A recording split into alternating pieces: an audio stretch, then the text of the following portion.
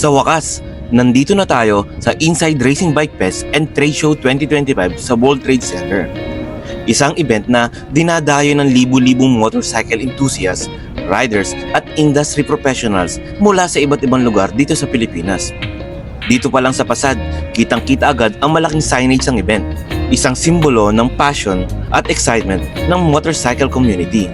Isa ito sa may pinakamalaking gathering ng mga rider, brands at influencers sa industry. Sa entrance, may counter para sa mga bisita kung saan kailangan magbayad ng 100 pesos para makapasok.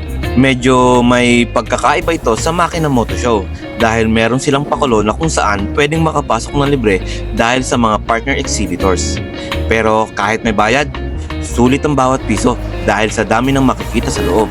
Ayan, pagkatapos ko ang bayaran ng entrance fee, pagpasok pa lang, bumungad agad sa akin ang huge booth ng Imprint Custom at GS Battery.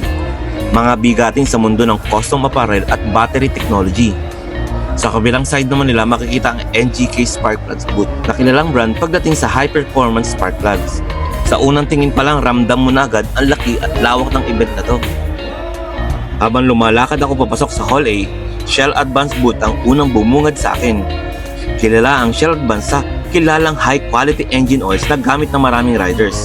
Nakapasok na tayo at ang Rexo booth naman ang sumalubong sa akin. At may bonus pa, isang magandang model ang nagbigay sa akin ng sticker at inimbita tayo tingnan ang kanilang mga produkto. Isa ito sa mga nakakatuwang parte ng event, yung tipong hindi ka lang basta namamasyal, kundi nakakakuha ka rin ng freebies at exclusive deals. Sa buong venue, merong nakapaikot na mga custom motorcycle para sa bike show competition. Dito, makikita ang iba't ibang klaseng motor, from custom scooters hanggang big bike concepts na may kakaibang design at modification. Ang isa sa mga highlights ng bike show ay ang involvement ng iba't ibang popular brands at sponsors na makikita mo halos sa buong venue. Ang daming riders at enthusiasts na natutulala sa mga makikinas at mala showroom na quality ng motor na kasali sa kompetisyon. Kung trip mo ang modified bikes, ito ang paraiso mo. Ang daming riders at enthusiasts ang natulala sa mga makikinis at mala showroom na quality ng mga motor na kasali sa kompetisyon. Kung trip mo ang modified bikes, ito ang paraiso mo. Siyempre, bukod sa mga models, meron din mga sikat na cosplayer na bisita. Hindi ko pinalampas ang pagkakataon, kaya say hi muna tayo kay Batman mga karobi. Isa ito sa mga hindi inaasahang moments na nagpapasaya sa mga ganitong event. Yung hindi lang puro motor, kundi may entertainment factor din.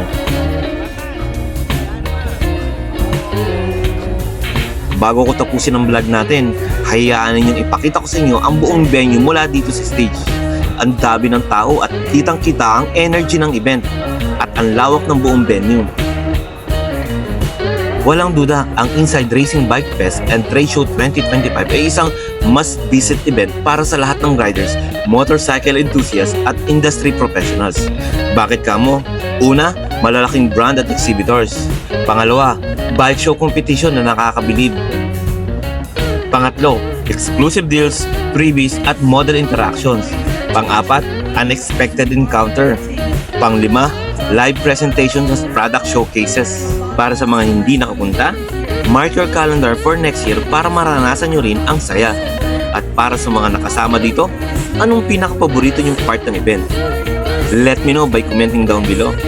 Salamat mga karobi at hanggang sa susunod, ride safe palagi. Paalam!